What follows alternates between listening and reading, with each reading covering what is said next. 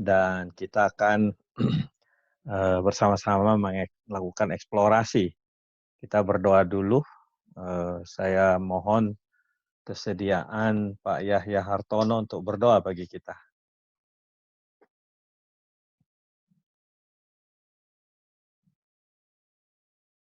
Mari Pak Yahya. Iya, Pak. Bapa yang kami sembah di dalam nama Tuhan Yesus Kristus, kami mengucap syukur kalau malam hari ini Tuhan memberi kesempatan kembali kepada kami semua untuk melihat anugerah dan kemurahan Allah dalam eksplorasi Injil Yohanes pada malam hari ini.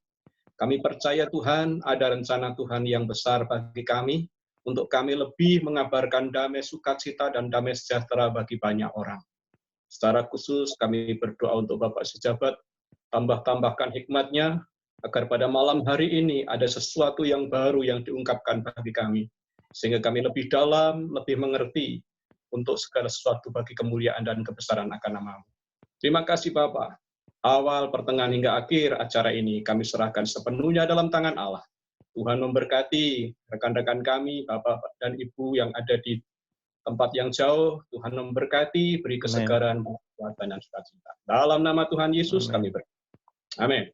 Amin. Terima kasih Pak Yahya. Kita akan masuk ke ke pembahasan kita.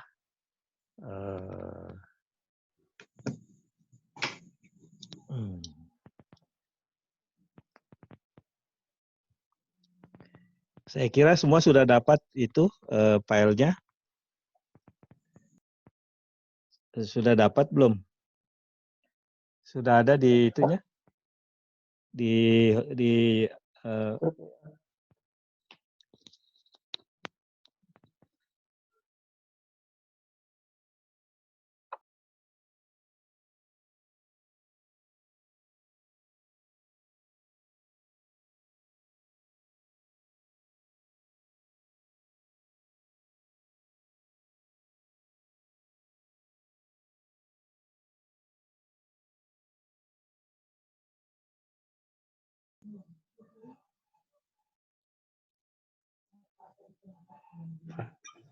Putus.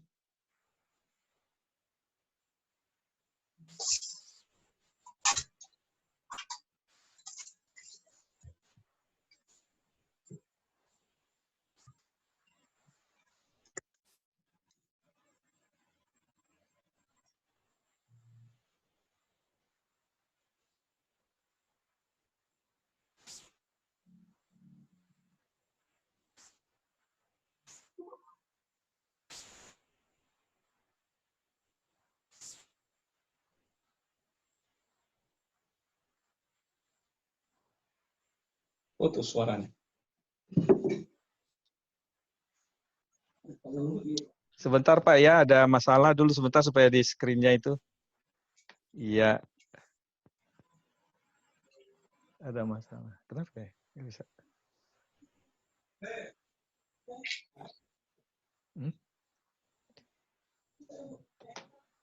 Udah? Oke.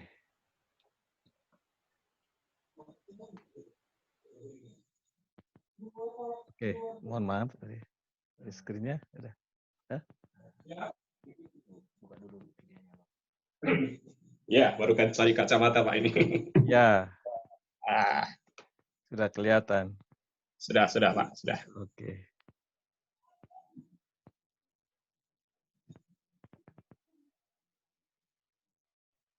Baik, sudah kalau gitu. Sudah semua dapat ya? Bapak Ibu sudah ya? Sudah Pak. Oke, nah, baik, puji Ya, Tuhan. sudah, Pak. Maaf ini agak sedikit tadi ada persoalan gangguan. Jadi Bapak Ibu sekalian kita lihat bahwa Injil Yohanes ini menceritakan kasih karunia Tuhan kita Yesus Kristus bagi perempuan. Ini yang sangat menarik ya. Disampaikan pada perempuan. Dan sebenarnya Injil Yohanes ini menceritakan beberapa perjumpaan Yesus dengan perempuan. Pertama, kemarin itu kita lihat di Yohanes pasal yang kedua, ayat 1-10, ketika Tuhan Yesus menolong ibunya ketika melaporkan Ada krisis anggur di kota Kana. Nah, yang kedua adalah pasal 4 ini, perjumpaan Yesus dengan perempuan Samaria. Kalau perjumpaan Yesus dengan perempuan Samaria, perjumpaan Yesus dengan ibunya adalah di pesta di kota Kana. Di pasal 4 ini perjumpaan Yesus dengan wanita Samaria itu terjadi di tepi sebuah sumur. Kemudian kita lihat nanti perjumpaan Yesus ada di pasal 8. Ya, yang Yesus temui di pasal 8 adalah seorang perempuan yang berzina, ketangkap dia berzina, yang sayangnya si laki-lakinya tidak dibawa oleh tokoh-tokoh agama, yang dibawa hanya perempuan. Jadi kita lihat di sini sebenarnya sebuah ketidakadilan. Kemudian Tuhan Yesus diminta untuk memberi pendapat apakah perempuan ini mestinya dilempari dengan batu sesuai dengan hukum Musa karena dia sudah melakukan perzinahan. Dan kemudian kita tahu Tuhan Yesus memberikan solusi yang di luar dugaan. Sama sekali di luar dugaan. Karena perempuan itu pun menurut teks yang kita pelajari, kayaknya dia juga nggak nyangka kalau dia bisa terbebas ya.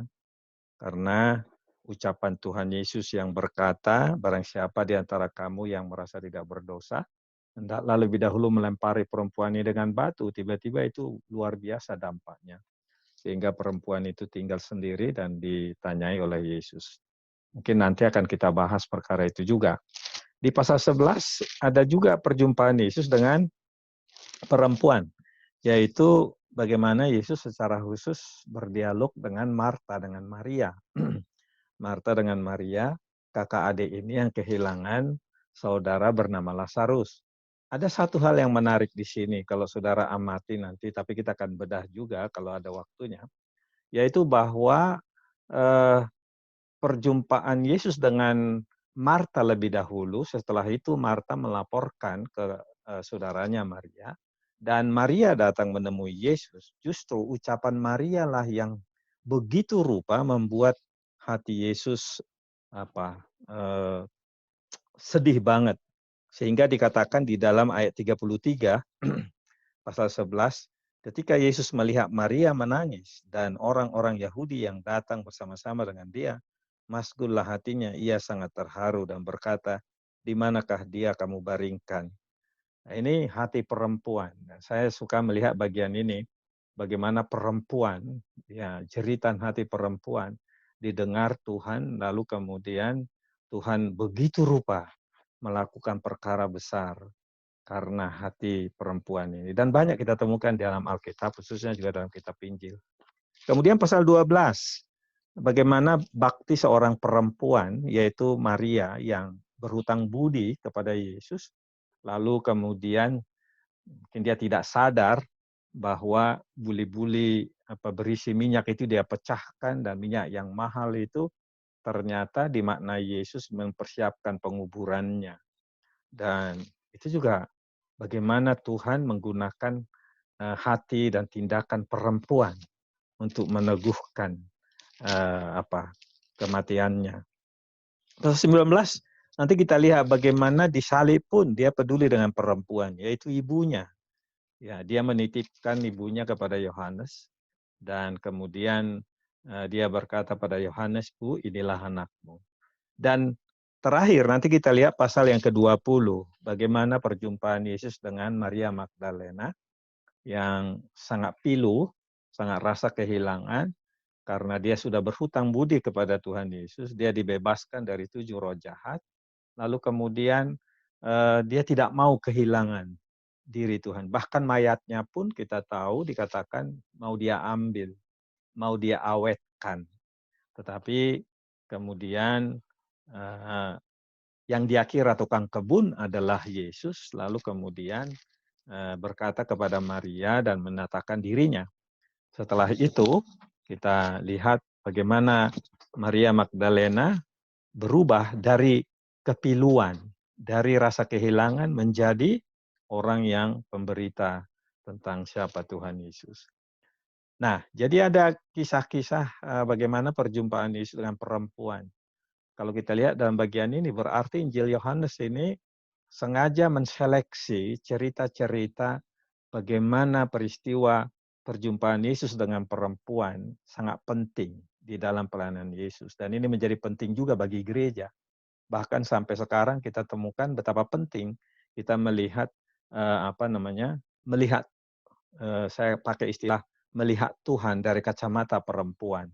Karena selama ini biasanya kita melihat Tuhan dari pemahaman laki-laki, pengkhotbah laki-laki, teolog laki-laki dan seterusnya. Tapi dalam bagian ini kita lihat kalau kita mendalami lebih jauh, ini kita dibawa oleh Rasul Yohanes melihat bagaimana siapa Yesus dari kacamata para perempuan. Dan termasuk yang sebentar kita akan bahas pasal 4 ini.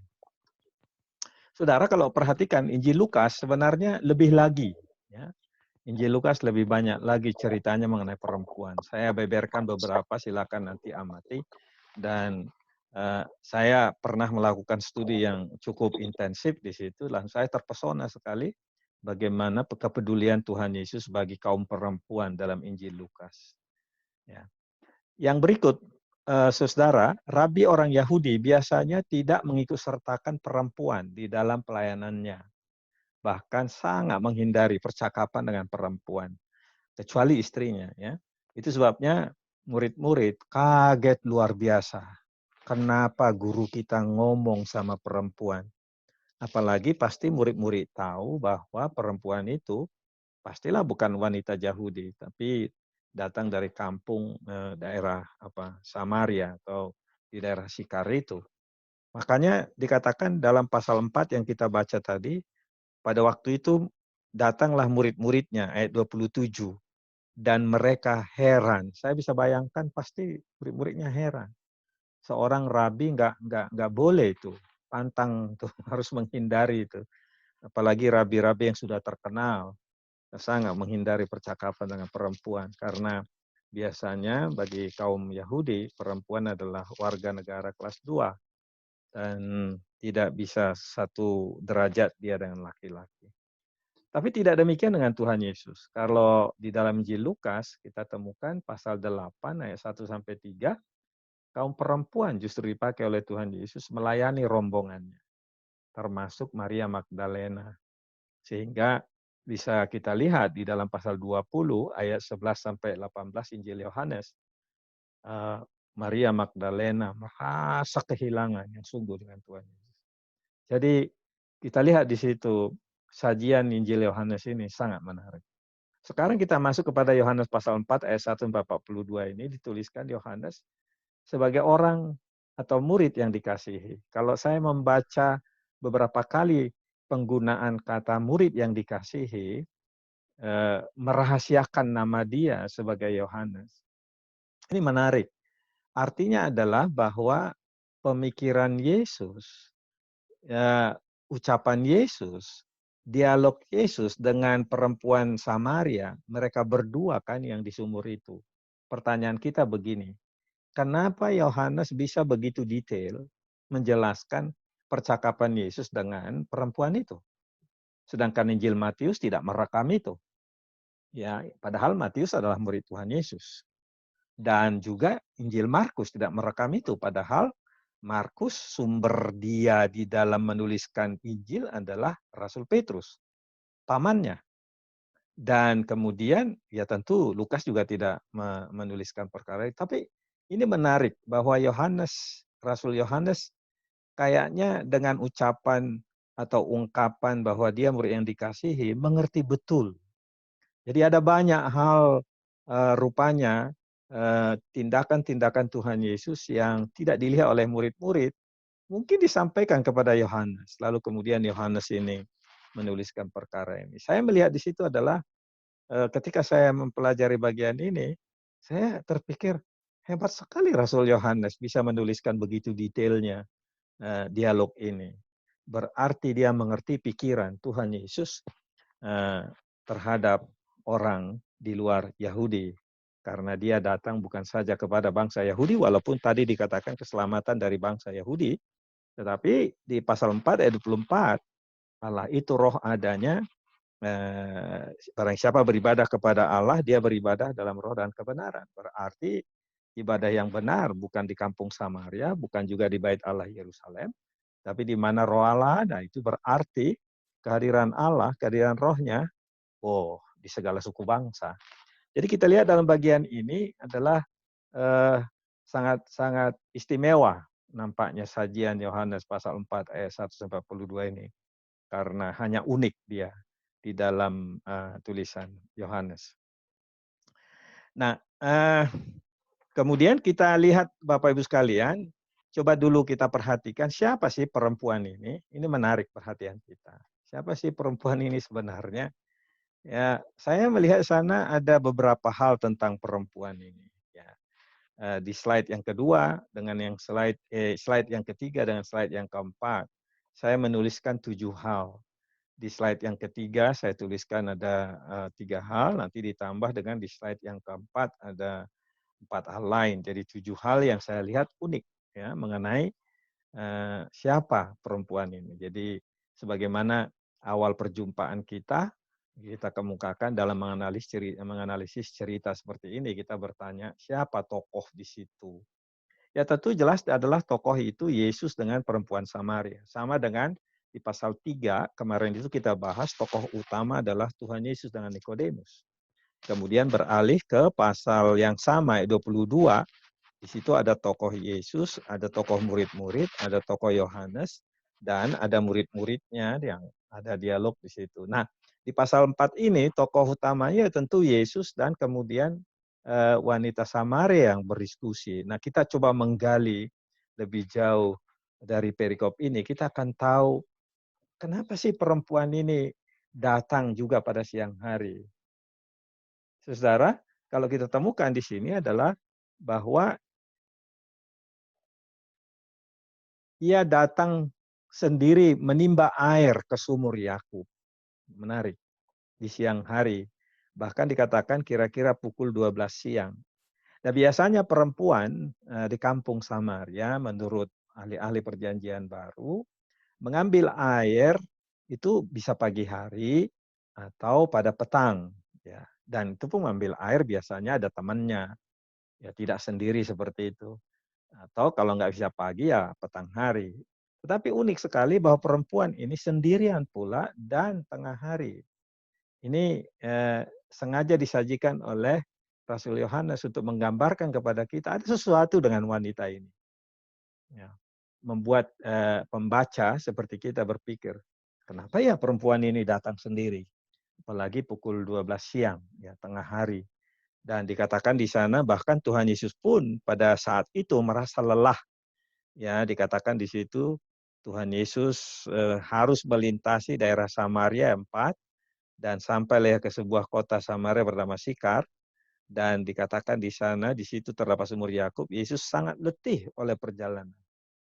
Dan itu di siang hari itu tiba-tiba saat Yesus beristirahat di situ, kemudian datanglah seorang perempuan Samaria hendak menimba air.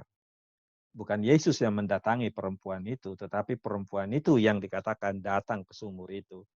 Sedangkan Yesus sudah berada di sumur itu karena dia istirahat.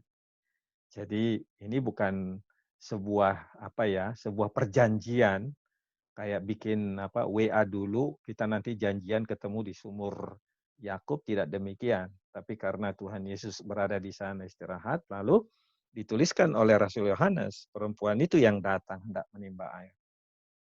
Dan yang kedua, perempuan ini yang unik, salah satu karakteristiknya adalah dia cepat mengenali bahwa Yesus itu orang Yahudi.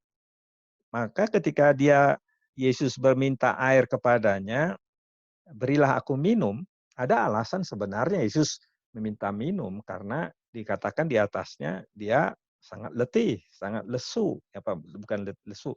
Dia sangat letih oleh perjalanan sehingga bisa aja wajar dia minta air. Ya, berilah aku air minum. Nah, dan kemudian dikatakan oleh perempuan itu, "Hah? Masakan engkau seorang Yahudi minta minum kepadaku seorang Samaria?" Ini menarik sekali. Kok bisa dia tahu dari postur Tuhan Yesus, dari cara berpakaian, barangkali mungkin juga dari dialeknya, langsung dia bisa tahu bahwa ini adalah orang Yahudi. Ya, pria Yahudi yang sedang minta air, dituliskan oleh Yohanes, rasul yang menuliskan Injil ini, dalam kurung, sebab orang Yahudi tidak bergaul dengan orang Samaria. Dan tentu kita tahu itu panjang banget ceritanya ya, karena dulu setelah meninggal Raja Salomo, kemudian pecahlah kerajaan Israel itu menjadi dua kerajaan. Satu kerajaan utara, itulah yang Samaria, lalu kerajaan yang selatan itulah Yehuda.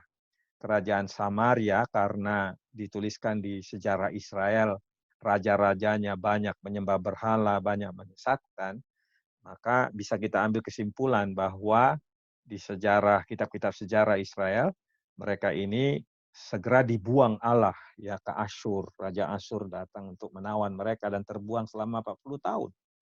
Sementara kerajaan Yehuda masih lama.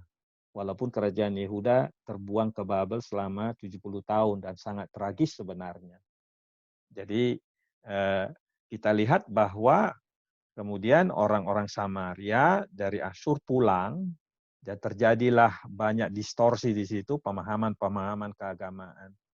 Tapi juga kalau kita lihat baca sejarah Israel, sering kali terjadi perang antara raja-raja Yehuda, ya maksudnya raja-raja Israel bagian selatan dengan raja-raja bagian Israel utara, dan memalukan sebenarnya ya disaksikan oleh negara-negara tetangga, itu sangat memalukan karena kok dari satu bangsa dahulunya pecah lalu kemudian mereka tidak bisa akur. Yang menarik lagi adalah bahwa keagamaan orang Samaria itu hanya punya, dan mereka hanya baca apa? 5 hukum Musa atau 5 buku Musa, Torah, Kejadian, Keluaran, apalagi Bilangan, Imamat, dan Ulangan. Hanya itu yang mereka tahu.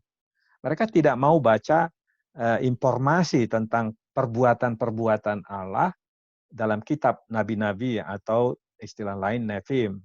Tidak juga mereka membaca kitab-kitab syair atau seperti Mazmur, ya Ketuvim. Mereka nggak mau membaca bagian itu. Jadi informasi yang diperoleh oleh orang Samaria mengenai Allah yang mereka sembah, walaupun mereka katakan kami menyembah Allah di gunung ini, Gerizim, tempat ibadah mereka, dan selalu ada semacam perang, termasuk ada pernah misalnya orang-orang Israel dari bagian selatan menghancurkan tempat ibadahnya orang Samaria yang ada di Gerizim. Kenapa? Karena mereka menganggap kalau kalian sesama kita ini keturunan Abraham, keturunan Yakub, leluhur kita, kenapa kita beda keagamaannya? Orang Israel bagian selatan pengennya orang Israel bagian utara itu datang beribadah tiap tahun ke Bait Allah di Yerusalem. Tetapi orang Samaria tidak mau. Itu sebabnya mereka mensakralkan, dikatakan wanita ini, nenek moyang kami, ayat 20, nenek moyang kami menyembah di atas gunung ini, Gunung Gerizim, ya, yang ada di kota itu. Nah mungkin kalau kita lihat di gambar ilustrasi ini, bisa jadi sengaja dibuat pembuat ilustrasi ini, di belakang itu ada gunung. Ya, di sini ada ada sumur, mereka bercakap-cakap ya. Lihat penampilan perempuan ini, kalau saudara perhatikan pembuat ilustrasi ini sangat menarik. Saya pilih ini karena saya pikir unik sekali gitu. Saat perempuan ini menimba, lalu kemudian terjadi percakapan, dan latar di belakang itu ada gunung. Ya, kemungkinan mungkin dalam imajinasi pembuat lukisan ini, itulah Gunung Gerizim, tempat orang Samaria beribadah dan sangat disakralkan. Itu sebabnya sumur Yakub pun bagi mereka sangat sakral. Dan betapa bangganya perempuan ini mengatakan, apakah engkau lebih besar dari bapa kami Yakub yang memberikan sumur ini kepada anaknya Yusuf? Ya, jadi sangat bangga perempuan ini terus-menerus bisa datang ke sumur Yakub. Padahal sebenarnya menurut ahli perjanjian baru cukup banyak sumur-sumur lain.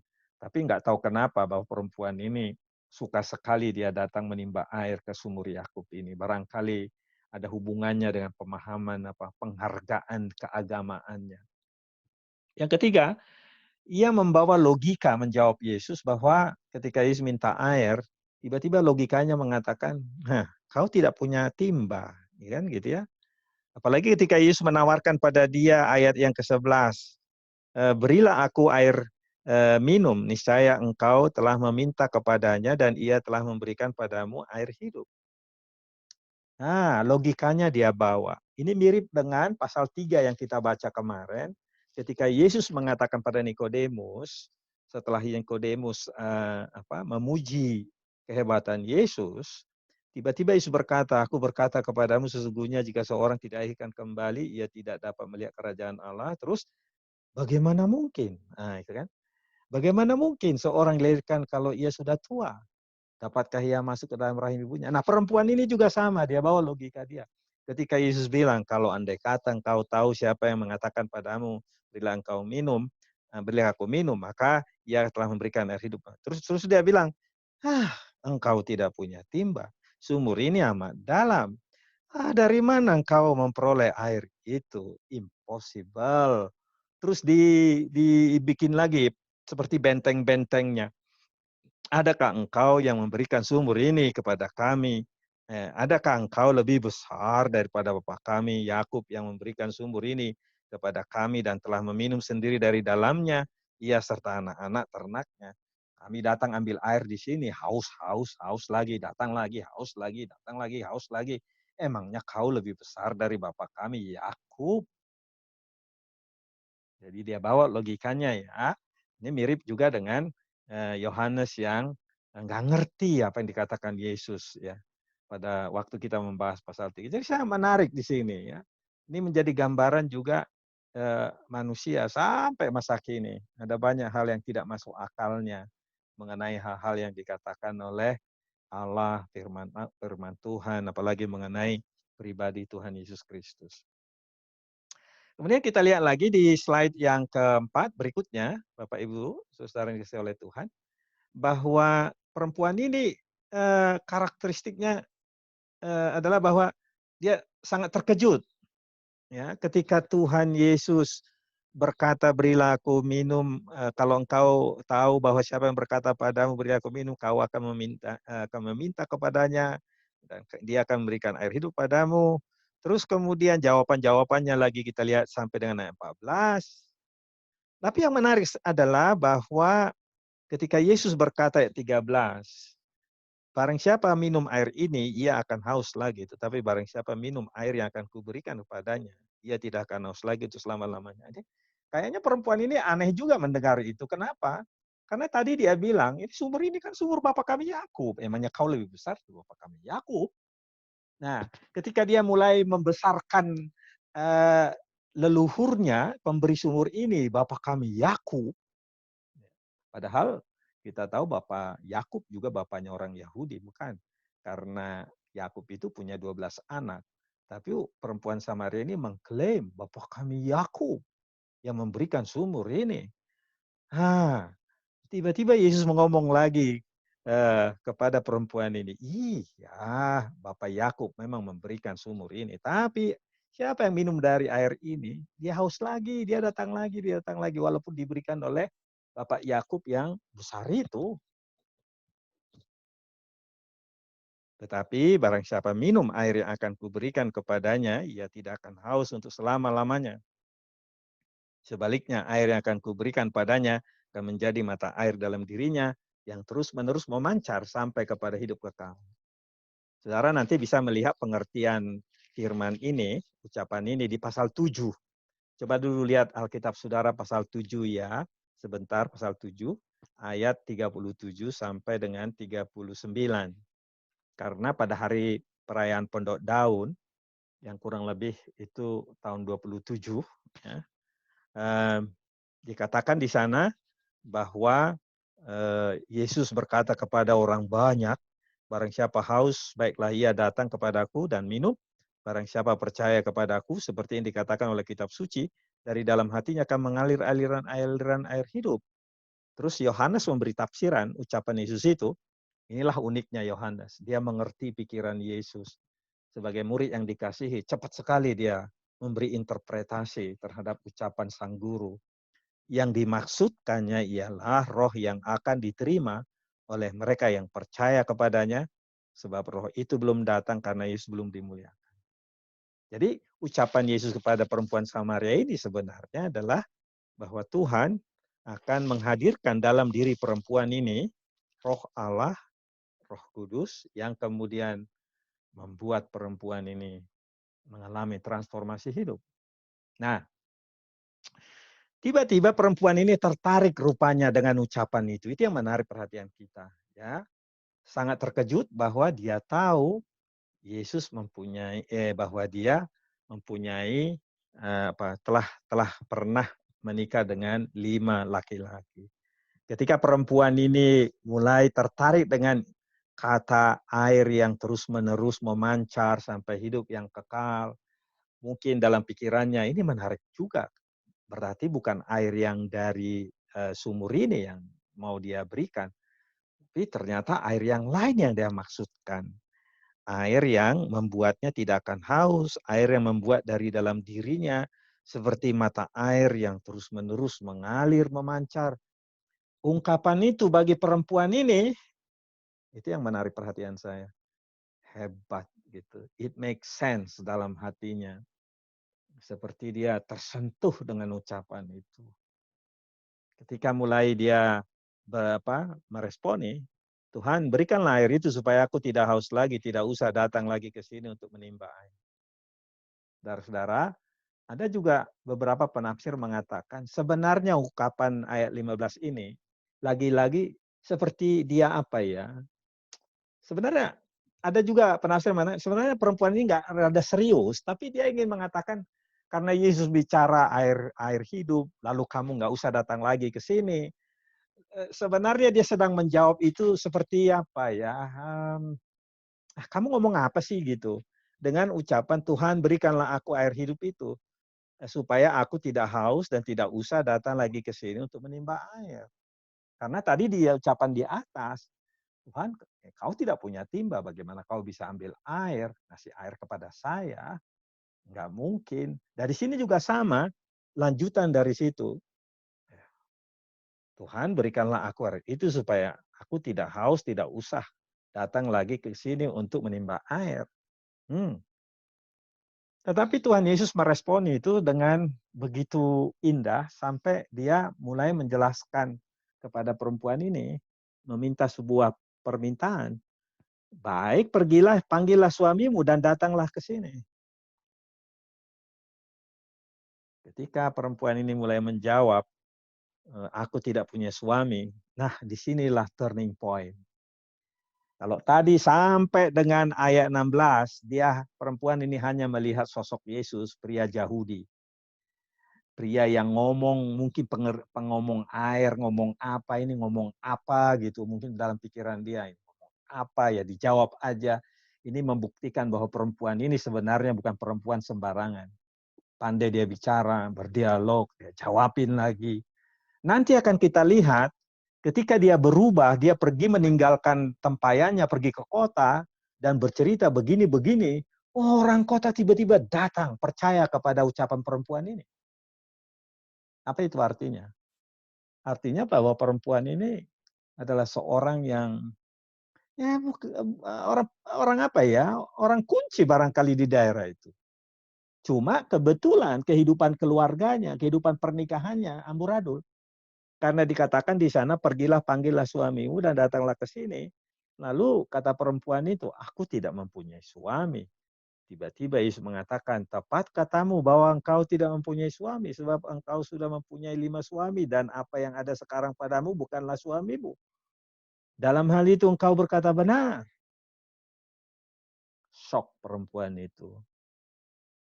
Tiba-tiba persepsinya terhadap Yesus berubah. Yesus sebagai manusia biasa, lelaki yang beristirahat di sumur karena letih, ya, menunggu anak buahnya yang pergi ke kota beli makanan. Tiba-tiba dia melihat Yesus dengan kacamata yang berbeda. Ini yang menarik perhatian. Sama seperti siapa itu? Kita lihat kemarin hari Selasa yang lalu, Nikodemus juga sama. Ketika Yesus mengusir orang-orang dari bait Allah dengan seutas tali, penuh wibawa, tokoh-tokoh agama memarahi Yesus. Tapi Nikodemus beda dia melihat Yesus. Pasti orang ini orang hebat. Makanya dia pergi malam itu menemui Yesus. Mencari waktu malam hari. Perempuan ini akhirnya juga sama. Dari melihat Yesus, ya seorang lelaki muda, kita nggak tahu apa di pikiran perempuan ini. Lalu kemudian tiba-tiba dia beralih dan mengatakan, aku tahu bahwa engkau seorang nabi. Ya. Kalau bukan seorang nabi, mana mungkin kau tahu masa laluku, bahkan masa sekarang ini. Tuhan, ya, disinilah mulai dia shock. Gitu. Tuhan, berikanlah, nyatalah sekarang kepadaku bahwa engkau seorang nabi. Nah, perempuan ini pintar loh, saudara-saudara. Di mana pintarnya? Dia nggak mau bicara mengenai pernikahannya yang sudah 5 kali gagal. Ada penafsir mengatakan kemungkinan suaminya meninggal, nasibnya buruk, menikah lagi, meninggal lagi. Kalau begitu kejadiannya 5 kali punya suami karena meninggal, wah sedih banget gitu ya. Wah itu sedih banget. Tapi ada juga penafsir lain seperti Leon Morris mengatakan, dari penafsir dari Australia, menarik sekali, yang dia katakan begini, oh jangankan gitu, di Yahudi juga banyak perempuan seperti ini, menyuruh suaminya menceraikan dia supaya dia bisa supaya dia bisa kawin lagi. Kalau itu benar, ya nggak tahu kita yang mana pilihannya. Tapi yang menarik adalah kalau dia sudah kenal 5 laki-laki dan sekarang atau mungkin sudah bosan dengan pernikahan lalu mencoba lagi dengan pria yang ke-6, berarti perempuan ini sangat kenal dengan laki-laki. Ya, sangat kenal, dia dekat, mengerti laki-laki pertama, kedua, ketiga. Berarti sekarang perempuan yang sudah kenal 6 laki-laki ini berjumpa dengan seorang pria muda, tukang kayu dan Nazaret, di tepi sumur di siang hari itu. Bagi saya ini sangat menarik. Sangat menarik. Amazing pertemuan ini. Itu sebabnya dia terus ngomong sama Tuhan tentang air tadi. Kau tidak punya timba. Mungkin kau lebih hebat dari Bapa kami. Yakub. Lalu ketika Yesus, kalau engkau tahu siapa yang berkata padamu, kau akan sudah minta air. Terus dia bilang lagi, kalau gitu kasihlah air itu. Kucobalah dulu air itu. Baru Tuhan Yesus nawarkan, panggillah suamimu. Situlah terjadi perubahan itu. Nah, jadi daripada meneruskan bercakap-cakap mengenai pernikahannya, perempuan ini pandai banget. Kenapa pandai? Karena akhirnya dia bicara mengenai ibadah. Nah, lihat ayat yang ke-19. Ya. Kata perempuan itu, setelah dia istilahnya itu tertusuk. Kok orang ini tahu pernikahan saya? Wah, tahu keburukan saya, tahu kejelekan saya. Dia ganti topik. Dia ganti topik ibadah. Jadi dia bawa Yesus bicara topik ibadah. Karena dia bilang, kau seorang nabi. Kalau gitu, kalau engkau seorang nabi, mari kita bicara topik ibadah. Oke. Yesus pun melayaninya bicara topik ibadah. Dia bilang begini, Tuhan, nyata sekarang bahwa engkau seorang nabi. Nenek moyang kami menyembah di atas gunung ini. Tapi kamu katakan bahwa Yerusalemlah tempat orang menyembah. Nah, tadi kan kau orang Yahudi. Mana mungkin orang Samaria kasih air sama kau orang Yahudi. Sekarang dia bikin lagi perbedaan yang kedua. Oh, katanya, kau kan orang Yahudi. Kalian menyembah Allah di Yerusalem. Kami menyembah di sini. Ya, di atas gunung ini. Nah, buat lagi benteng. Ya. Terus Yesus berkata jawabnya, percayalah kepadaku hai perempuan, saatnya akan tiba bahwa kamu akan menyembah Bapa bukan di gunung ini, bukan juga di Yerusalem. Yesus ini luar biasa. Dia tampil bukan lagi sosok Yahudi. Kalau orang Yahudi pasti bangga dengan ibadah Yerusalem. Tapi Yesus tidak seperti itu. Saatnya akan datang, tidak beribadah di gunung ini di Samaria, bukan juga Yerusalem pusat ibadah. Nah, terus kemudian kamu menyembah apa yang tidak kamu kenal, kami menyembah apa yang kami kenal sebab keselamatan dari datang bangsa Yahudi. Dua hal menarik di sini kan. Kalau kita lihat bahwa Yesus tidak mengatakan kami menyembah siapa yang kami kenal. Tolong digarisbawahi. Yesus tidak mengatakan kamu menyembah siapa yang tidak kamu kenal. Karena orang Samaria, orang Yahudi sama-sama menyembah Allah Abraham, Allah Ishak, Allah Yakub. Itu tidak diragukan lagi. Cuma pertanyaannya adalah hal-hal terkait dengan ritual ibadah, tata cara ibadah itu berbeda. Ya, kenapa? Karena orang Samaria hanya dituntun 5 kitab Musa. Jadi pengenalan mereka mengenai ibadah, pengenalan mereka mengenai Allah, pengenalan mereka mengenai janji-janji Allah tentang Mesias, dan lain sebagainya itu. Mereka punya pemahaman yang sangat miskin. Itu sebabnya Yesus berkata kepada perempuan ini, kamu kamu menyembah apa yang tidak kamu kenal. Jadi bukan siapa ya, soal apa yang diperbincangkan di sini. Ya, sumber-sumber pemahaman mereka mengenai ibadah dan seterusnya yang sangat berbeda. Nah, tetapi saatnya akan datang supaya tiba sekarang bahwa penyembah-penyembah benar akan menyembah Bapa dalam roh dan kebenaran. Sebab Bapa menghendaki demikian, penyembah-penyembah demikian. Allah itu roh adanya, barang siapa menyembah dia, haruslah menyembah dia dalam roh dan kebenaran. Tiba-tiba Yesus mengajak perempuan ini membicarakan hal yang barangkali nggak pernah dia pikirkan.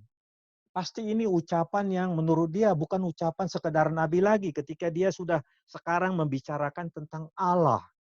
Allah yang disembah nggak dibatasi di gunung tempat mereka beribadah. Allah yang disembah nggak terbatas juga di Yerusalem. Membuat perempuan ini seperti menduga bahwa yang bisa menggenapi ucapan seperti ini hanyalah Mesias. Wah, di situ kita bisa lihat perempuan ini satu pihak pernikahannya gagal, tapi di pihak lain dia tahu keagamaan Samaria. Di pihak lain dia punya pengharapan Mesias. Tiba-tiba perempuan ini mengalihkan topik. Ke ayat 25, aku tahu bahwa Mesias akan datang disebut Kristus. Apabila dia datang, ia akan memberitakan segala sesuatu kepada kami. Sepertinya perempuan ini mengerti segala keterbatasan mereka.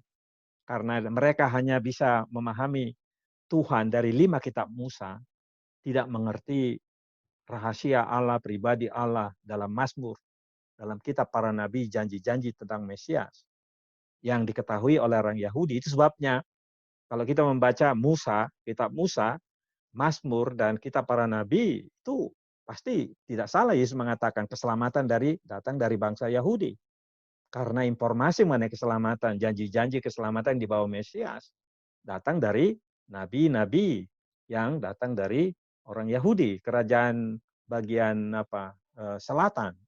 Ya, nubuat tentang kedatangan Tuhan Yesus. Nah, Mesias pun tidak datang dari Galilea.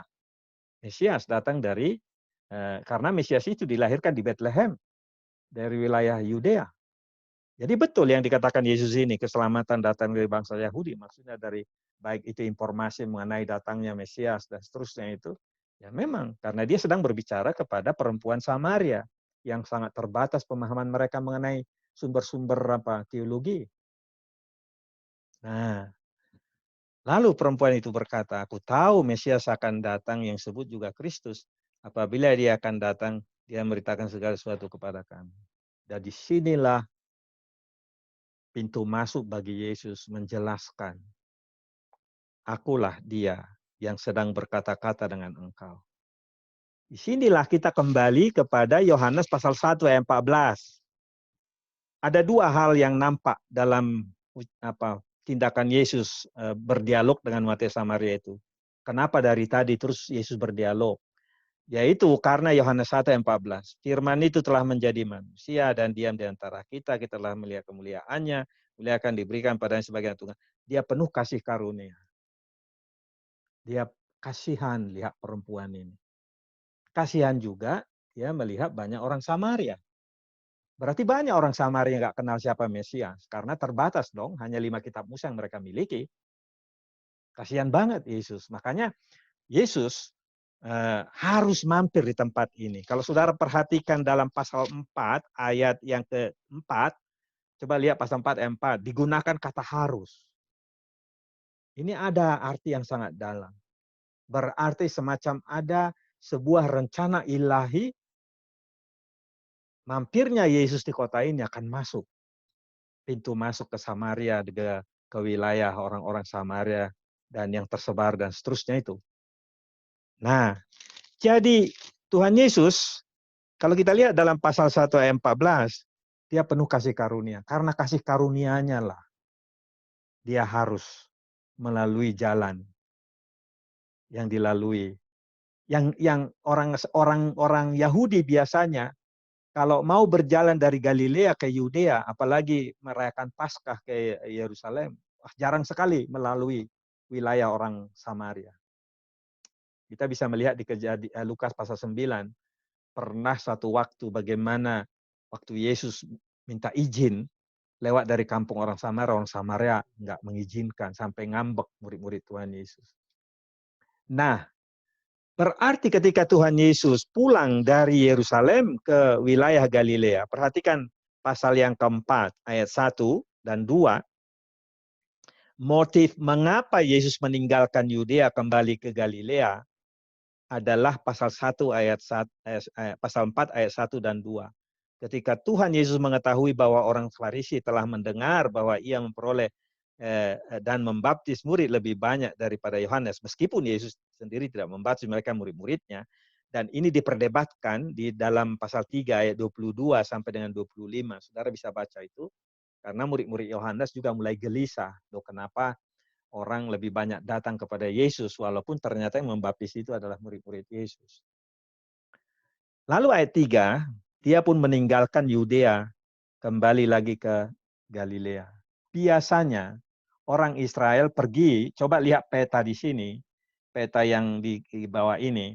Biasanya orang-orang Israel, kalau orang-orang Yahudi dari Galilea mau pulang, ini Samaria, lihat di sini Samaria, ini Yudea, ini Galilea di atas. Lalu kalau orang dari Galilea, ini orang Yahudi, mereka bukan melewat Samaria, tapi lewat seberang sungai ini. Jadi dia akan mendekati sungai Yordan ini, lalu kemudian naik dia, baru dia ke Yerusalem dan seterusnya. Tapi dalam bagian ini, saudara, dikatakan pasal 4 ayat 4, dia harus melintasi daerah Samaria. Biasanya katanya, orang perjanjian baru, kalau orang dari Yudea atau Yerusalem mau pulang ke wilayah Galilea, kecuali tergesa-gesa, mereka akan mencari jalan pintas. Jalan pintasnya ya satu-satunya lewat kampung Samaria. Seperti dilakukan oleh Yesus dengan murid-murid. Maka mampirlah mereka di Sikar, di kota yang kecil ini. Biasanya mereka ambil jalan panjang, dekat dengan sungai Yordan ini, terus kemudian mereka tidak ada masalah, mereka bisa lewat Perea, Dekapolis, ada 10 kota maksudnya di situ, lalu kemudian sampai di Galilea.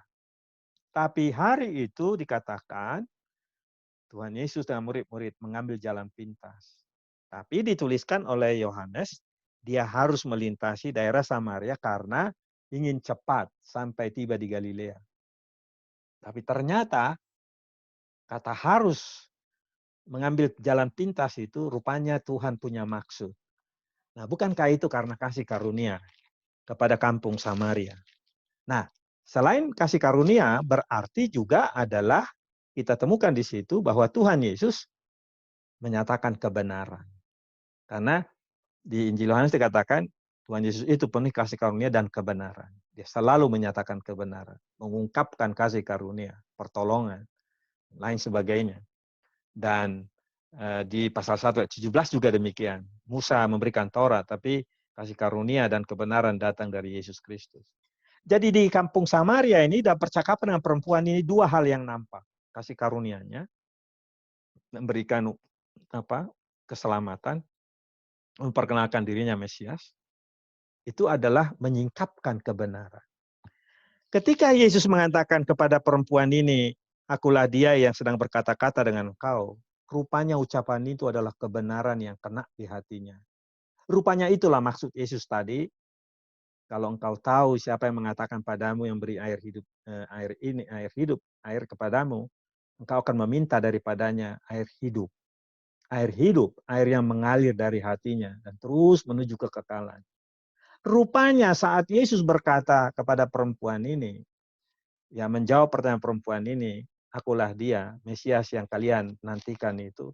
Rupanya itu seperti apa ya? Seperti air sejuk begitu masuk ke dalam jiwanya, dan kemudian segera dia pergi, tinggalkan tempayannya, ayat 28, maka perempuan itu meninggalkan tempayannya, terus dia ngomong, mari lihat di sana ada seorang yang mengatakan padaku, segala sesuatu yang telah aku perbuat, mungkinkah dia Kristus?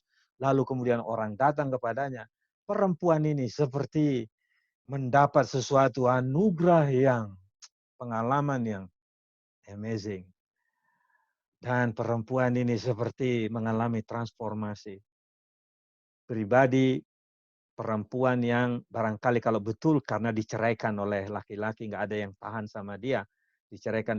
Perempuan seperti ini tiba-tiba berubah menjadi perempuan yang sangat bernilai. Ya. Dan dia bisa menjadi orang yang dipercaya oleh orang sekampungnya. Maka mereka pun mulai pergi keluar kota lalu datang kepada Tuhan Yesus. Perhatikan di sini, orang kampungnya, ilustrasi ini yang saya buat di sini, orang sekampungnya tiba-tiba dibawa berjumpa dengan Tuhan Yesus, dan kemudian orang-orang sekampungnya meminta supaya Yesus tinggal 2 hari. Perhatikan pasal yang 4 ayat 39. Dan banyak orang Samaria dari kota itu telah menjadi percaya kepadanya karena perkataan perempuan itu, dan bersaksi, ia mengatakan kepadaku segala sesuatu yang telah kuperbuat. Heran ya, dia mengatakan segala sesuatu kepadaku yang telah kuperbuat, berarti termasuk pernikahannya yang gagal 5 kali, tinggal dengan suami pria yang bukan suaminya. Nah, ini nggak mudah bagi seseorang menceritakan masa lalu yang buruk. Tetapi perempuan ini beroleh keberanian. Seperti dia telah bebas, seperti dia sudah merdeka dari rasa bersalah, atau mungkin rasa tidak adil oleh sekian banyak laki-laki. Sekarang dia mengatakan kepada banyak orang, dia mengatakan padaku segala sesuatu yang telah kuperbuat. Dan pasti itu diketahui oleh tokoh-tokoh agama di Samaria, apalagi dalam ilustrasi ini banyak orang tua yang datang untuk memanggil Yesus supaya nginep selama 2 hari di sana. Dan ketika orang Samaria itu sampai kepada Yesus, mereka meminta kepadanya supaya ia tinggal di sana pada mereka, dan dia pun tinggal 2 hari. Dan mulailah banyak bercerita tentang Mesias, apa yang tidak komplit, ya, tidak komplit disampaikan oleh 5 kitab Musa, karena datangnya Mesias, janji-janji itu ada di kitab-kitab sejarah Israel, ada di kitab-kitab Mazmur dan kitab para nabi, dan tidak dipahami oleh bangsa Samaria. Dan kalau kita lihat di sini, dan lebih banyak lagi orang menjadi percaya karena perkataannya. Jadi dari perkataan perempuan, perhatikan di sini ya, ayat 40, tadi perkataan perempuan meyakinkan banyak orang Samaria. Sekarang setelah Yesus tinggal, 41 digunakan oleh Yohanes seperti ini. Lebih banyak lagi orang yang menjadi percaya karena perkataannya. Perkataannya huruf besar, yaitu Yesus yang secara langsung berbicara kepada mereka. Jadi perempuan ini dipakai oleh Yesus karena dia sudah beroleh kasih karunia, menemukan kebenaran Mesias. Dia kini menjadi pemberita Injil. Dia segera menjadi misionaris. Utusan Injil di kampungnya. Dan ini yang sangat menarik ya, kita lihat ya perubahan hidup itu. Dan kemudian orang 42 mereka berkata kepada perempuan itu, kami percaya tapi bukan lagi karena apa yang kau katakan.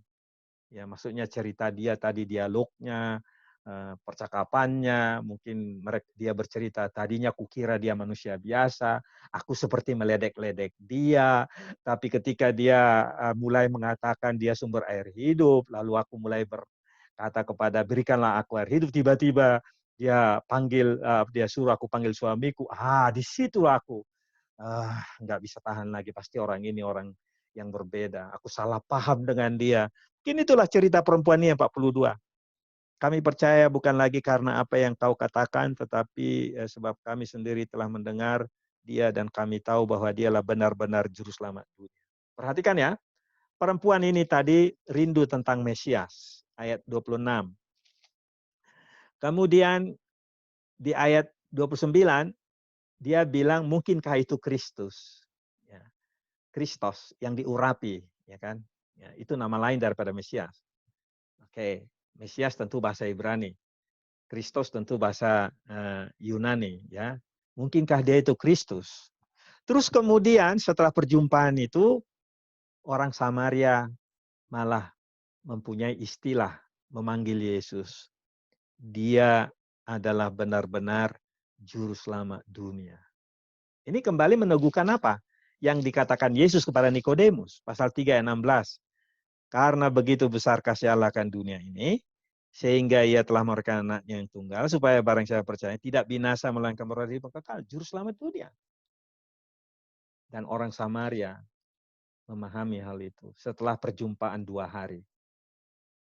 Perjumpaan Yesus dengan wanita Samaria hanya hitung aja berapa, nggak tahu, mungkin 1 jam nggak itu percakapan mereka.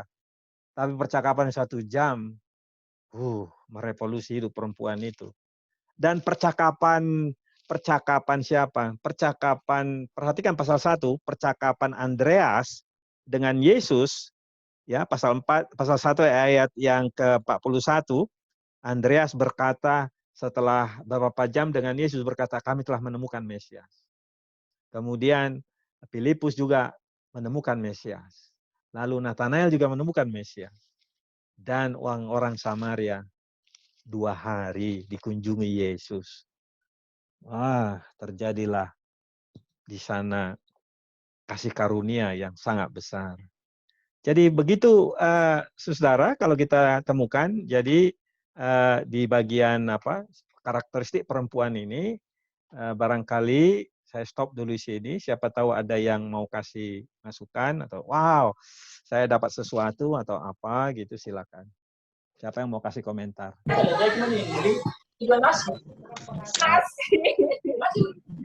Siapa yang mau kasih komentar?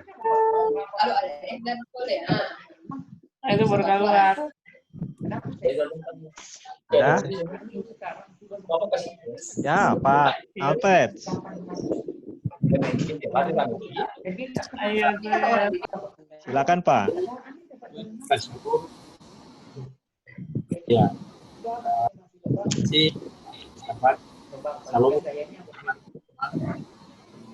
Bisa jadi gambarnya di ini dulu, videonya di itu, terus supaya suara Bapak kedengaran.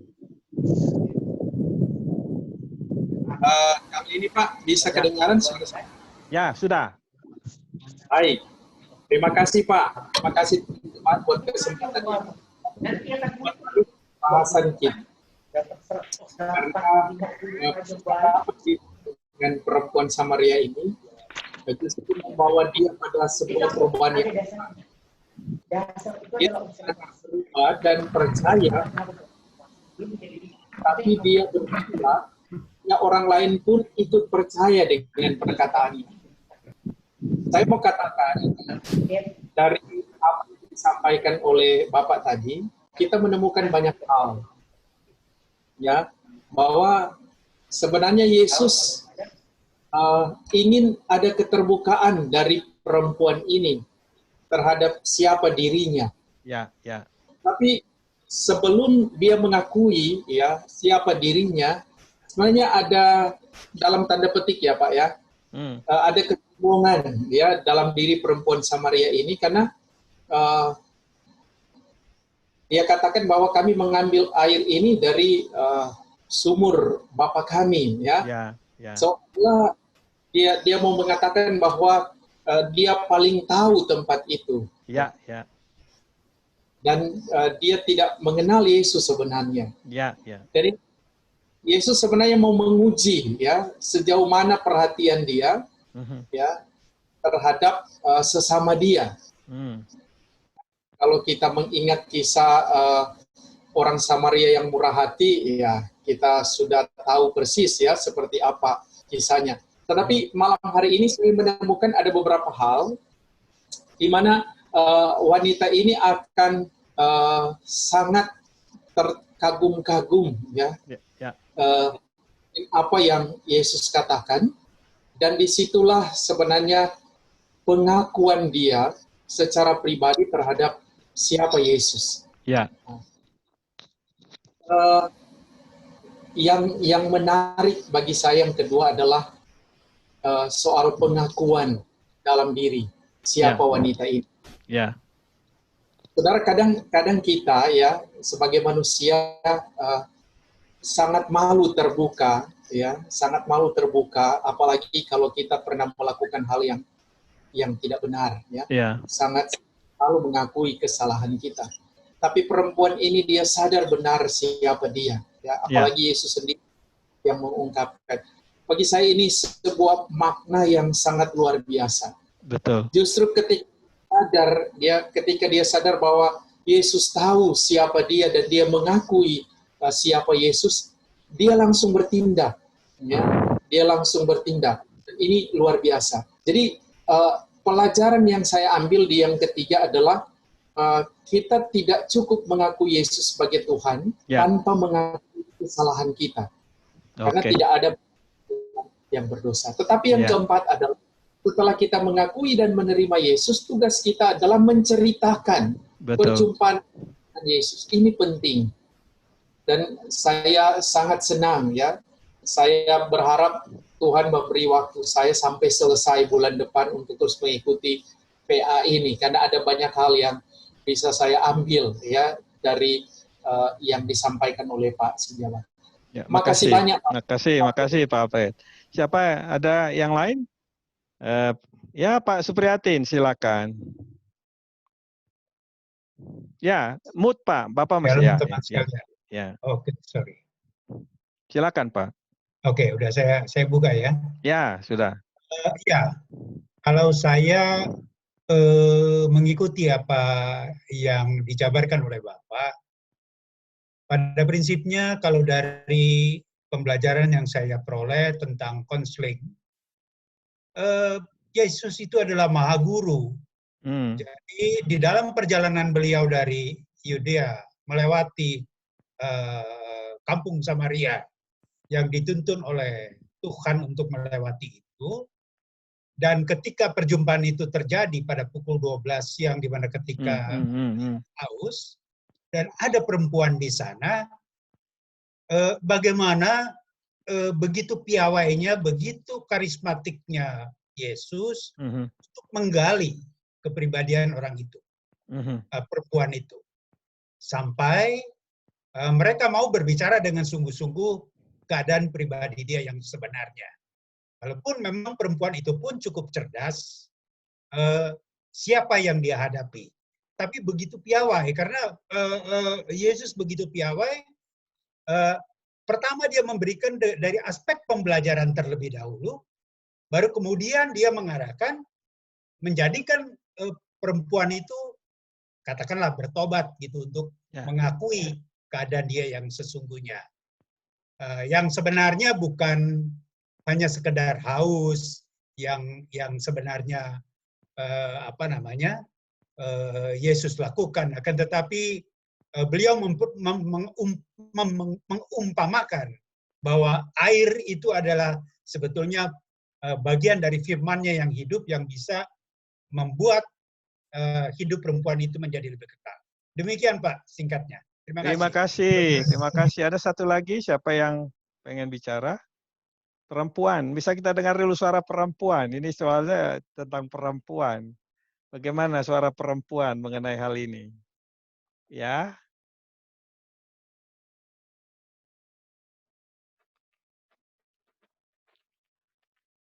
Ayo.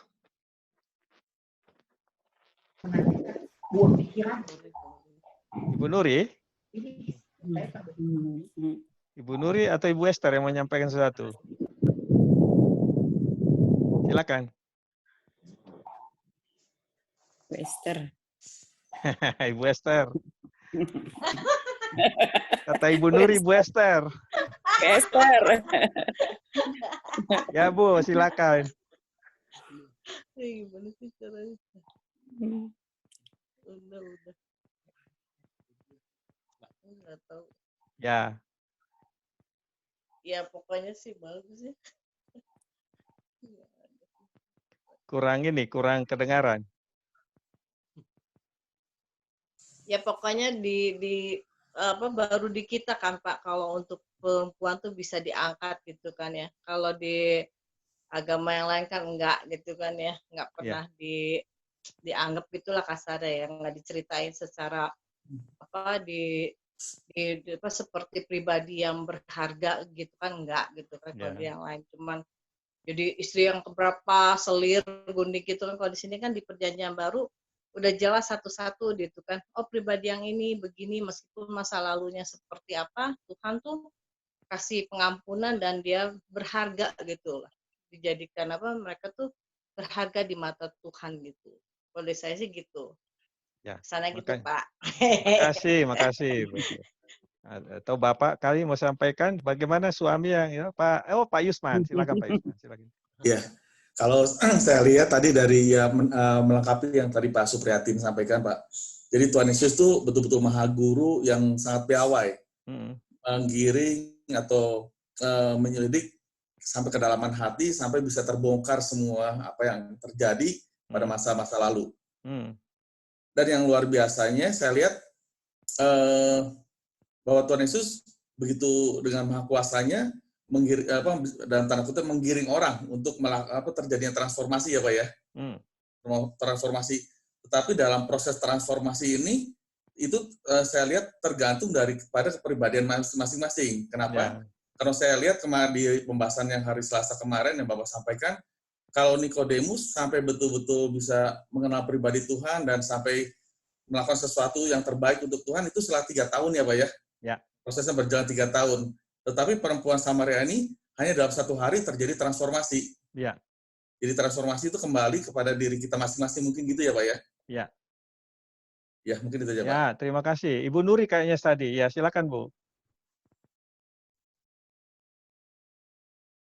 Saya sangat senang ya dalam hal ini betapa Tuhan Yesus itu menilik hati seseorang gitu, betapa bagaimana kita datang kepada Dia, siapapun kita, Tuhan itu sangat mencintai semua orang. Itu aja sih Pak. Makasih banyak. Nanti kita kasih kesempatan buat yang lain, tapi saya masuk dulu lagi ke ini kita ya, ke screen kita supaya kita bisa lanjut dulu sedikit lagi sehingga kita bisa akhir karena kita punya waktu kurang lebih 10 menit lagi. Jadi Bapak Ibu sekalian, kalau kita lihat di selanjutnya adalah soal di mana dan kapan terjadinya peristiwa itu, jelas itu konteks ruangnya adalah di Sikar, kota Samaria.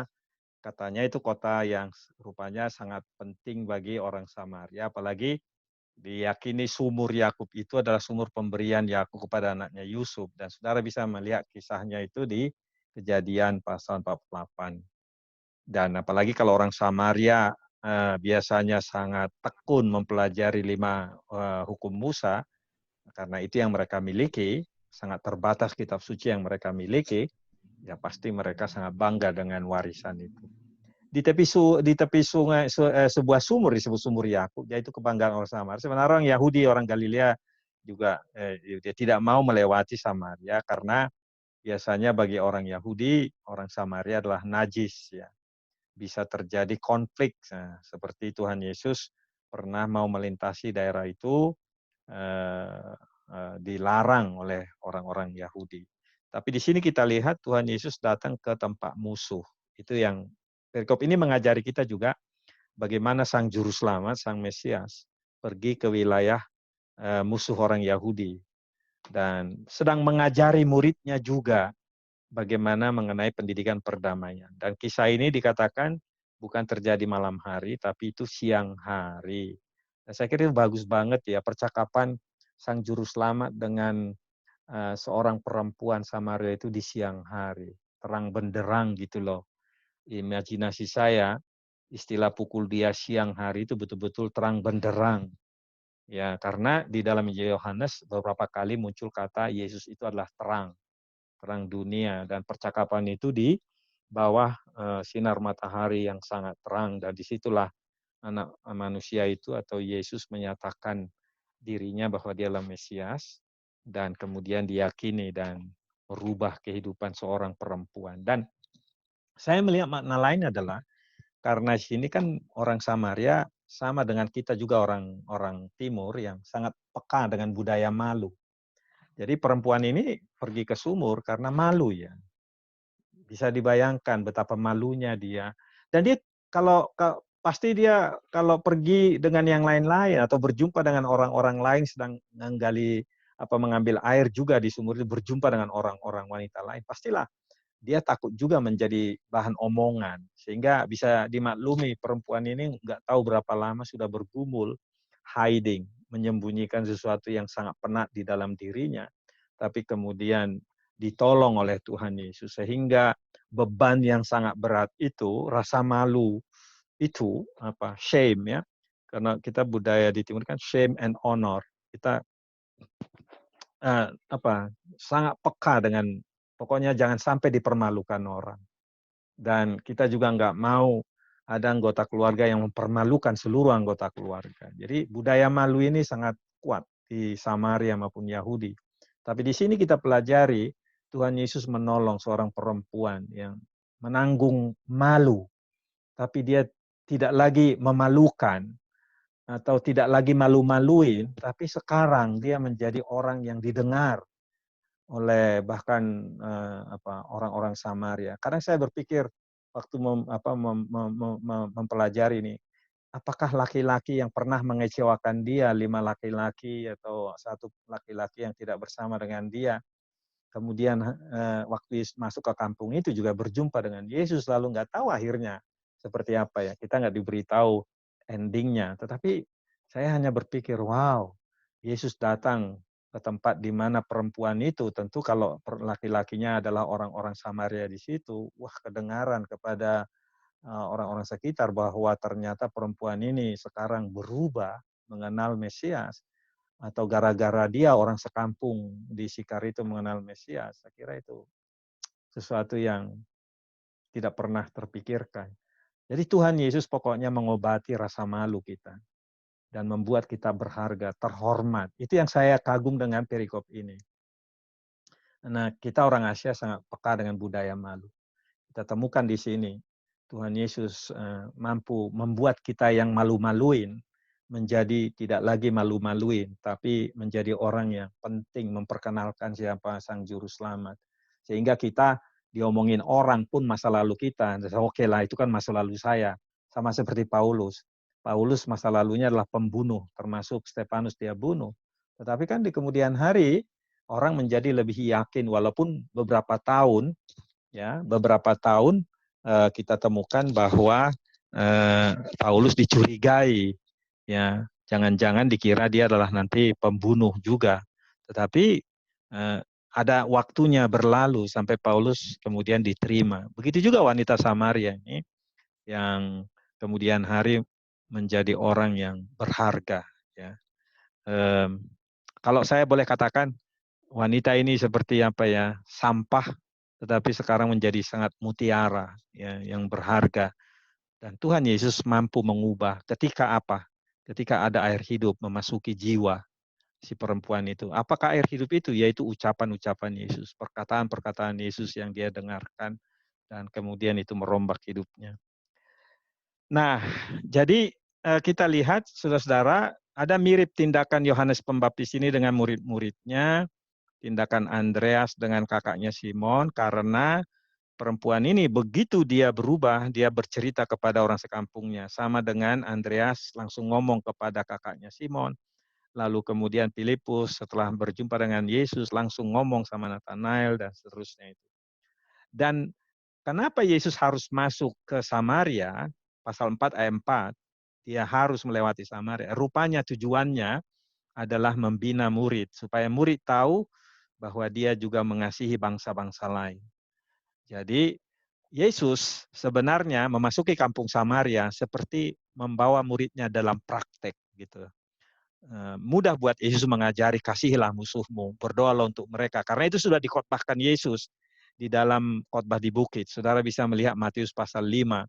Kasihilah musuhmu, berdoalah orang menanya kamu, dan seterusnya itu. Sekarang Tuhan Yesus langsung praktek bahwa masuk ke wilayah musuh dan kemudian menghadirkan kasih karunia Allah di sana. Kasih karunia Sang Bapa melalui perempuan ini. Dan kemudian bisa dibayangkan ya, kalau murid-murid itu tadinya siang-siang itu membeli makanan, bayangkan 2 hari nggak perlu beli makanan. Jadi mereka gratis makan selama 2 hari. Amazing. Tidak perlu lagi bayar. Padahal hari pertama mereka bayar, ya, beli makanan, cari apa minuman di sana. Nah, itu sangat menarik. Jadi itulah berkat juga yang dipelajari oleh murid-murid, mengubah pemahaman mereka. Sehingga ketika Tuhan Yesus di kemudian hari, Injil Lukas merekam bagaimana murid-murid mendengar ada orang Samaria yang murah hati, kayaknya it makes sense bagi murid-murid. Karena murid-murid pun pernah merasakan bagaimana dijamu oleh orang-orang Samaria di kampung Sikar. Jadi Lukas pasal yang ke-10, cerita Yesus kepada ahli Taurat yang sentimen dengan orang Samaria, bahwa ada orang Samaria yang murah hati, kayaknya murid-muridnya pasti, yes, ada orang Samaria yang murah hati. Kami telah pernah nginep di tempat mereka 2 hari. Enggak semua lah orang Samaria itu najis. Mereka bukan lagi najis kalau mereka sudah berjumpa dengan Sang Juru Selamat. Jadi masuknya Yesus ke kota Samaria bukan hanya untuk orang Samaria, tapi juga untuk murid-murid. Pelajaran, pendidikan, perdamaian. Nah, itu dia ya. Jadi alur ceritanya saya nggak usah ulang lagi.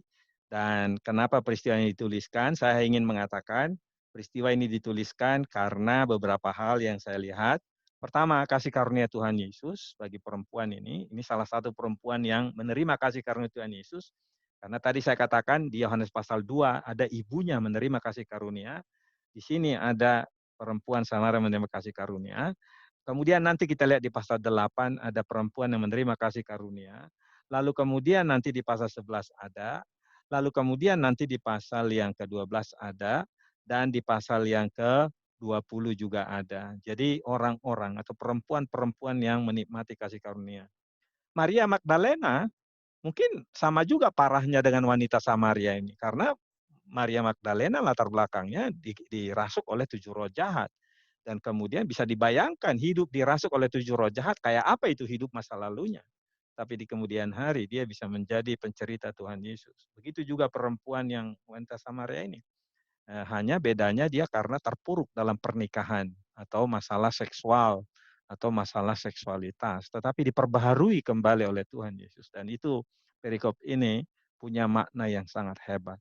Nomor 2, Yesus mendidik murid-murid untuk memahami tujuan Sang Mesias datang ke dunia.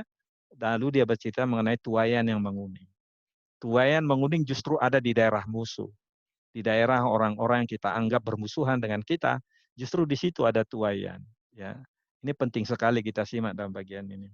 3, Yesus mengajari murid untuk mengasihi musuh. Perikop ini adalah sumber inspirasi pedagogi perdamaian. Dan Yesus rela dianggap remeh dulu oleh perempuan itu. Ya, kalau kita lihat dialognya, seperti perempuan ini meremehkan Yesus. Tapi Tuhan Yesus tetap tenang, lalu terus mengajak dia ngomong sampai pada akhirnya ketika perempuan itu mulai terbuka, terus mulai dia memang Tuhan Yesus Maha tahu ya. Dalam Yohanes pasal yang kedua, ayat 23-24, dia tahu yang di hati manusia katanya. Kalau saudara lihat pasal 2, ayat 23-24, Tuhan Yesus tahu apa yang di hati manusia, karena tidak perlu orang memberitahu apa yang di dalam manusia. Terutama ayat 25. Tidak perlu seorang memberi kesaksian padanya tentang manusia sebab dia tahu apa yang di hati manusia. Dan ternyata ayat 25 ini persis itulah di pasal 3 karena Yesus tahu kehidupan Nikodemus, kemudian Yesus tahu juga pergumulan wanita Samaria. Sehingga sinilah kita belajar briliannya Tuhan Yesus juru selamat kita itu. Dan yang keempat, berita perikop ini mengajarkan pada kita berita kasih karunia Allah dalam Tuhan Yesus harus disampaikan pada banyak orang. Yang berbeda latar belakang budaya pun kita harus sampaikan. Karena yang bisa memakai kesaksian kita adalah Roh Kudus yang mengubah hati kita. Kalau hati kita sudah berubah, perubahan itu bisa ceritakan pada orang lain menjadi semacam apa ya? Menjadi semacam pintu-pintu masuk untuk orang. Oh ya, benarkah demikian? Dan seterusnya dan seterusnya. Jadi demikian Bapak Ibu sekalian yang bisa saya sampaikan, dan silakan nikmati sajian ini, dan ada sumber-sumber belajar yang saudara bisa temukan di situ. Ya, kalau ada satu komentar terakhir, 2 komentar terakhir, silakan sebelum kita mengakhiri. Ya. Pak Alfred sudah. Kalau ada yang lain bisa. Siapa? Hah? Siapa sekarang? Ada? Nah, Pak ini. Pak Syahan dari Batam. Halo Batam. Ya.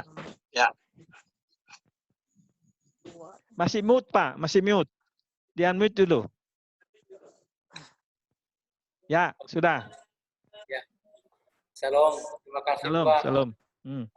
Dan Bapak sudah berbagi tentang Yohanes pasal 4 mengenai perempuan Samaria. Sangat menarik dan kami sangat diberkati. Di sini kami bersama dengan Pendeta Jundo bersama-sama di PA ini. Tentu kami melalui pemaparan Bapak kembali diingatkan melalui firman Tuhan ini supaya punya hati seperti Yesus mencari yang terhilang, khususnya mereka yang dianggap terpinggirkan oleh sebahagian orang, termasuk bagaimana cara pandang orang yang lain juga terhadap perempuan Samaria ini. Jadi cukup diberkati malam hari ini Pak. Tuhan memberkati Bapak. Harap di pertemuan berikut kami bersama-sama bisa ikut lagi. Terima kasih. Ada satu lagi sebelum kita berdoa. Terima kasih gitu. Memuji Tuhan. Boleh saya Pak? Pak Yudi. Iya. Ya, silakan Pak Yudi. Ya, terima kasih. Malam ini kita belajar sebagai pengikut Kristus, ya, haruslah kita mengalami kontak transformatif ya, ke dalam Kristus. Ada beberapa langkah yang saya pelajari tadi dari perempuan Samaria ini. Dia ada repent, bertobat. Dia believe, dia percaya bahwa Yesus sebagai juru selamat. Lalu menerima gospel, keselamatan dari Kristus itu. Nah, ada bless, ada berkat, menerima karunia Roh Kudus. Dia juga memuji Tuhan, praise. Dia juga menjadi saksi, witness. Witnesses di situ dia menyatakan dia telah menemukan Mesias. Nah, lalu juga tadi ada fellowship yang terakhir itu mengundang Yesus untuk orang-orang kampung di situ, mengundang Yesus dan murid-murid. Di sana juga ada discipleship, ada pemuridan ya, menjadi murid dan menjadikan orang lain murid. Mereka perempuan Samaria itu juga menceritakan kembali tadi, juga akhirnya banyak orang ikut percaya. Akhirnya ada glory, memuliakan Tuhan, memuliakan Allah, bicara juga tentang kerajaan Allah, kingdom. Mungkin ada beberapa poin itu yang kena semua Pak di perikop ini. Oke. Terima kasih Pak Sijabat sudah menguraikannya. Terima kasih. Terima kasih untuk Bapak sekalian, karena waktu begitu terbatas, saya juga lebih waktu. Terima kasih untuk bersedia mendengar. Dan bagaimana kalau seorang perempuan yang berdoa? Barangkali Ibu Nuri sudah berdoa kemarin itu belum ya, Bu ya? Ibu Nuri? Belum, Pak. Nah, berdoalah mengakhiri bagian ini. Silakan pertemuan kita malam hari ini. Mari Ibu. Mari Bapak Ibu kita berdoa. Allah Bapa, kami sungguh bersyukur Bapa malam hari ini Tuhan kami semakin dalam lagi mengenal akan Engkau ya Tuhan melalui karakter-karakter yang ada pada malam hari ini wanita Samaria. Betapa Engkau ya Tuhan mengasihi semua orang. Amin. Bapa, kami berdoa ya Bapa, kiranya Engkau juga bisa memakai kami ya Bapa, agar kami pun dapat memberitakan firman-Mu kepada siapa kami bisa dan dimanapun kami dapat Bapa. Terima kasih Bapa, kami bersyukur untuk malam hari ini Tuhan telah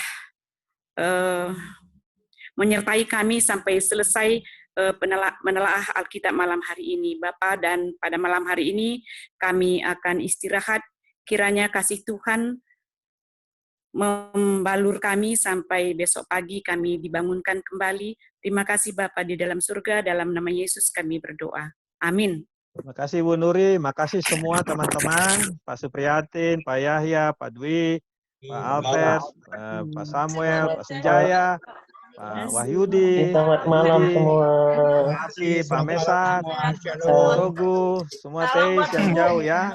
Dadah, Siapa selamat malam ya. Terima kasih Pak Sijabat. Ya, Terima kasih. malam Pak, Tuhan berkati. Ya, sampai hari Selasa ya.